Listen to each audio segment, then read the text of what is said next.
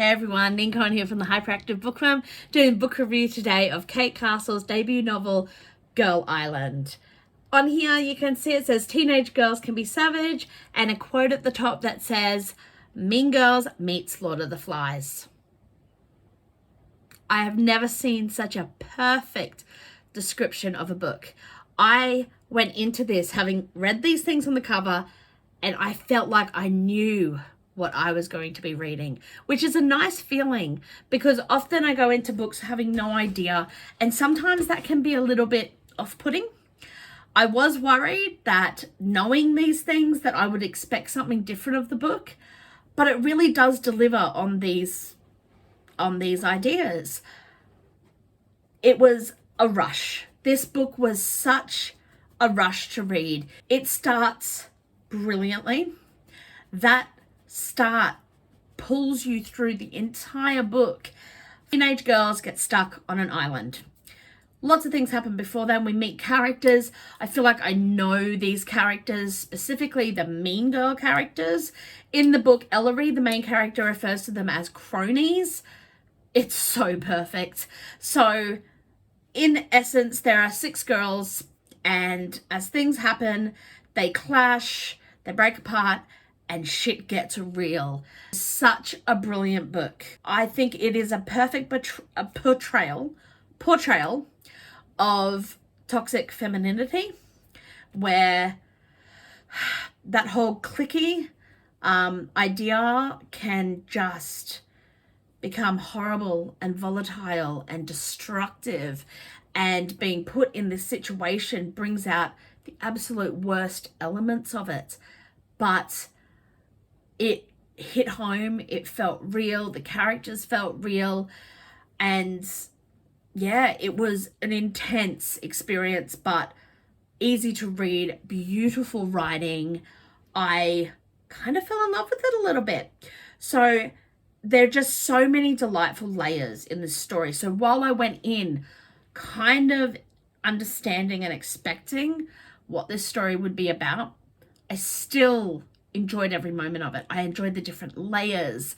I enjoyed the things that were implied but didn't go into. It did make me curious. I almost want to dissect it more. I want to get, more of the stories of all the individuals, even the horrible ones. I love the way the author has implemented a second point of view. It doesn't kick in straight away. It kicks in a few chapters in, but it's done so well that it still feels like it's Ellery's story. I would love to read the journal that is throughout this book. Once you read it, you'll completely understand what I mean, because I think there's just so much in there. I could not stop highlighting and commenting.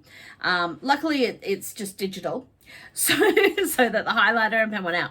But there were just so many beautiful scenes, from the description to the crackle between characters, both the positive and the negative, and the way the author has used darkness and perhaps traditionally negative connotation of words to thread them through beauty.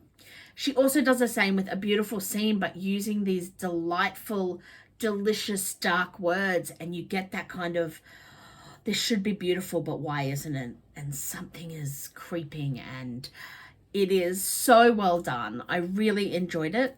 I love that it has a Sapphic main character. For anyone who is doing Jay's book bingo this year, I don't know all the categories that well yet. I'm trying to get there. It's been crazy, but I am trying to get there. But I do know that this will fit several of them. So it is a Sapphic main character. It's not a romance. There is, however, a second chance storyline in there as well, which I think is fabulous. The characters were so great, and this story was fantastic.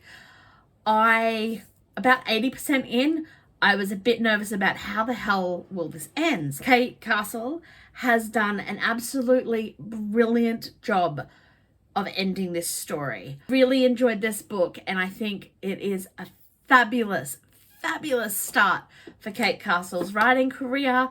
I cannot wait to read more of her stuff. Thumbs up. Highly recommends it. Go have a look. Thanks, y'all.